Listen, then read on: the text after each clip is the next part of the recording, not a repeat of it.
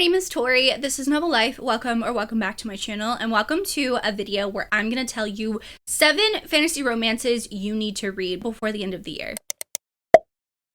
I was thinking about end of the year content, which, how is that happening right now? How is it possible? But I was thinking about end of the year content, like my favorite fantasy romances, and I was just looking at what my ratings were for all of these, and I'm pretty sure all the books that I had to talk about were either 4.5 or 5 stars. I wanted to put together some fantasy romances that I think everyone could read before the end of the year. Like, even if you just pick up one of these, they're all amazing books, and I promise you're going to have the best time with it. I do want to do a romance edition of this that is probably going to come out later on my channel, but with all that being said, let's talk about these must-read books for the end of the year. I loved these. Absolutely loved these. The first book I have to talk about is my most recent 5-star fantasy romance book, and that is The Silversmith by L.J. Clarence. So I think this got trad picked up. I do know it's still available on Kindle Unlimited. I don't know when the paperback and or hardback is going to come out. There was some announcement recently, and I had this on my Kindle for months at this point, and I saw one TikTok from my friend Tori Ann over there, and I was just like sold. I picked this up. I read this within like 2.5, 3 days. And it's not often that I get this like feeling in my chest. I don't know if anyone else is like this, but like when I read something that's angsty or just has a lot of tension and emotion and the author just like draws me into it, my heart hurts when these characters are hurting. And I had that moment in this book so many times.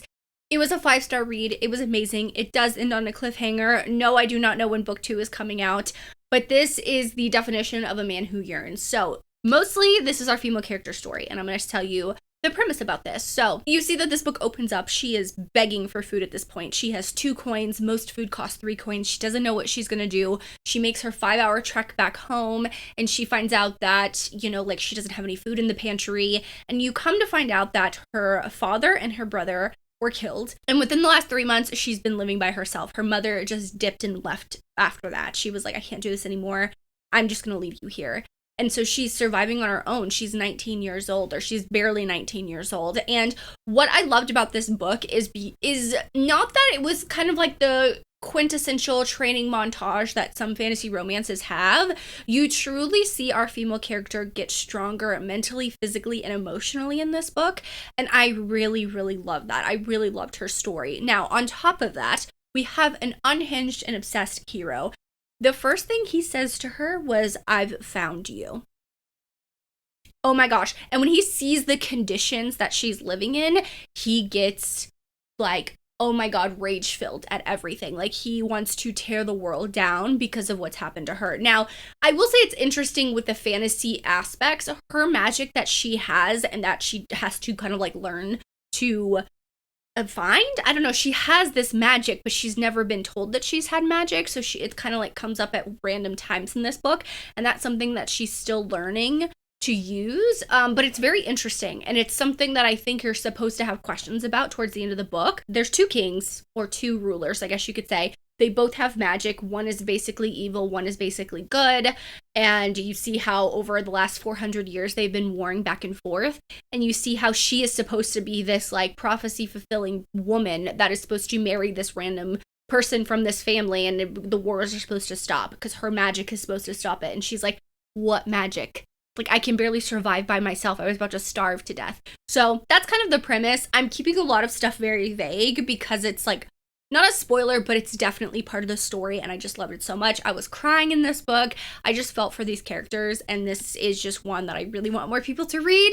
I'm really glad that it's now trad picked up. That's going to be across bookstores everywhere, but you can still read this on Kindle Unlimited. If you have it, definitely go grab it. I highly suggest you do. Another fantasy romance that I've recently talked about on my channel is The Second Death of Locke by V. L. Bovalino. So this is actually a standalone fantasy romance. Yes, it is part of a series on Goodreads, but they're all interconnected standalones. So the character story in this book, both of them have their HEA. I would say it's more of like a Happy for Now HEA, but you meet other characters throughout this book, and I feel like their stories are going to be in the later books. I could be wrong. She may do generational stuff, but there's no blurb for book 2.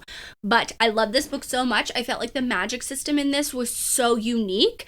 Basically, we have our female character. She is a well or a hand. She has this well of magic inside of her, and her best friend, who she's known since she was 6 years old, is a mage in the military, and he pulls magic from her. And this is like across the military, this is normal. Everyone has a well to the mage and they've partnered up and stuff like that. It's usually they have this tether together the longer they've been paired up, if that makes sense. But she did work as a healer before she was a well. And you see that there is this situation happening where you're trying to figure out who this Locke is. Now, Locke is an island that disappeared about 20 years ago. And you see that the magic across the lands is dying because if the rulers or like rightful family of the island of Locke dies, magic dies with. It's very interesting how much of the family of Locke have been murdered. And over those last 20 years, you see this magic dwindling. So it's very interesting in the magic system. I love the world building. I love the romance. It's a really solid romance, friends to lovers. They're very comfortable with each other. But when you get to the F it moment, basically, so good. I loved it so much. I loved this world that she created. It's a favorite of mine. So much so that I have a special edition of it. Another book I want to talk about is The Wolf King by Lauren Palfren. So this actually, the hardback doesn't come out until November 25th because it's got picked up by Bloom. This is the paperback art copy that I have, but I have already read this book. I really enjoyed it. I really loved book 2 even more. Like this series kind of like builds on top of each other, if that makes sense. It's very interesting with this first book. You see our female character. She is supposed to be married to whoever her father chooses. And as a wedding gift, he like gives her these wolves fighting to the death and she's like, I do not want this. I want this to stop. And he's like, fine, I'll get it to stop. It stopped. Well, she in the middle of the night is taken by one of the alphas of the like different clans, wolf clans, and is swept to the Northlands. And that is where she kind of like is learning the pack political hierarchy, if that makes sense.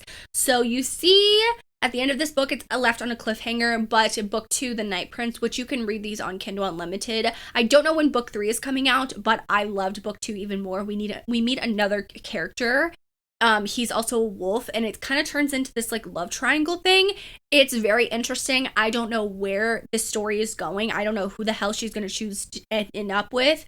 But I'm here for it. I'm along for the ride. So this is the chance to pick it up. Like I said, both of these are available on Kindle Unlimited. The hardback is coming out on November 25th. Has beautiful sprayed edges, stamped hardcover, all that stuff. So definitely go read this book. I had the best time with it. I know a lot of people also have had the best time with these books. Another series that is actually going to be complete in December is the Compelling Fates Saga by Sophie Saint Germain. So I read A Tongue So Sweet and Deadly, which is the first book in this series.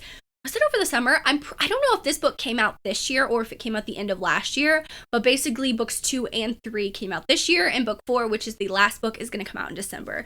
So this is a completed series that you can kind of like basically binge from now until the beginning of December. I think book 4 is coming out in the beginning of December, but I am wholly obsessed with these characters. So book 1 is very interesting. It has trials in a very different way, and that's why I really liked this book. I like fantasy romances that are unique in certain ways, and I will say because she is tasked with she has a blood oath to the king, and she is tasked to basically do this one last final thing for the king, and her blood oath will be complete. And you see that the king kind of like makes it hard on her because he sends a bodyguard with her, basically. I call him a bodyguard, but he's just like her shadow to make sure she's doing everything that she possibly can for the king, like basically not undermining him, if that makes sense. And that task is basically to infiltrate where it's like, I don't know what else to call it, but basically it's these trials of who can become like mayor of the town, this coastal town. And she doesn't have to win. She just has to infiltrate and like get all this information specifically about our current mayor and or regent. They call him regents. And he is the one who has like all these secrets. He kind of like rose to power really quickly. He's like a people's regent.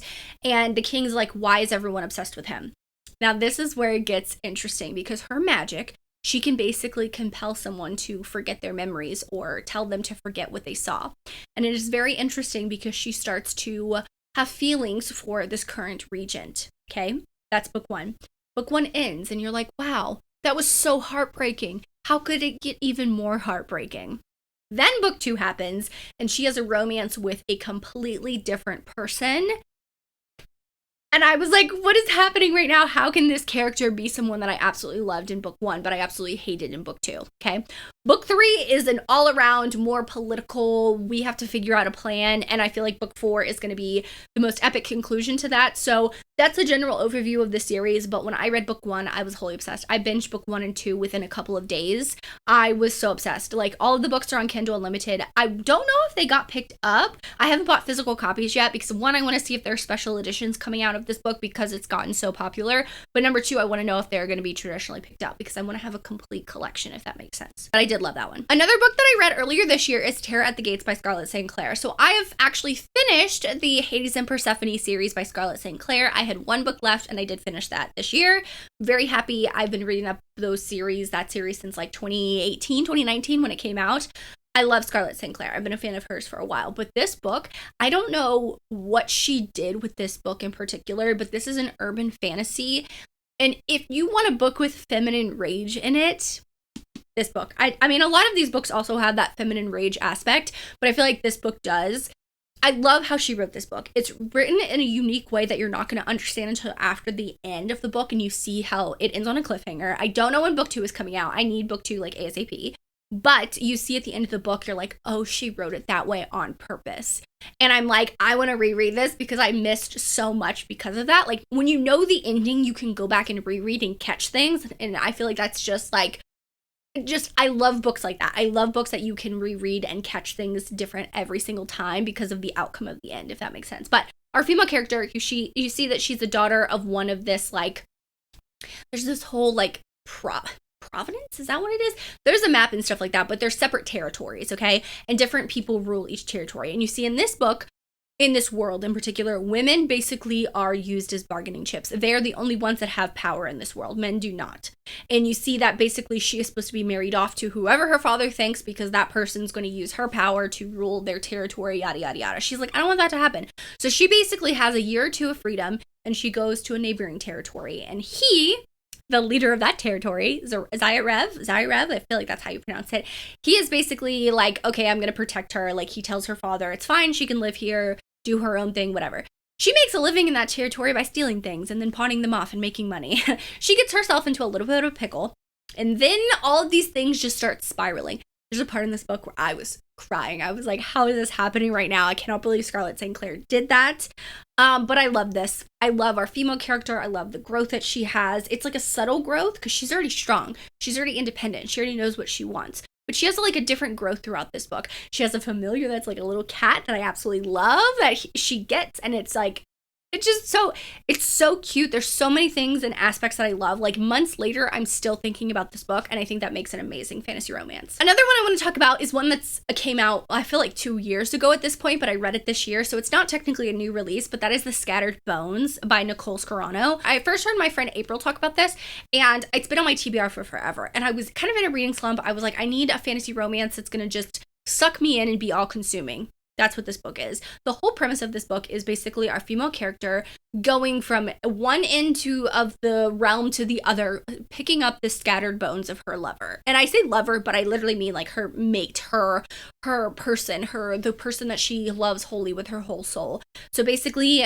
throughout this book, you see flashbacks of like her life before when they meet, how they fell in love and all this stuff like that. So you kind of get this flashbacks of their life while she's collecting their bones, and you kind of like understand why she's doing that, of why she's going to literally the ends of the earth to collect them. So it's very romantic. It's very fast moving. It doesn't have the biggest world building or biggest magic system, but it is just one of those books that if you just want a book to sit down and you're all consumed with a romance, this is the book. It's definitely a romantic fantasy, and I loved it so much. Now the last one is, it's a book that I don't know if many people are going to read before the end of the year, but I wanted to mention it and I waited until last to mention it, and that is Alchemized by Sunlin Yu.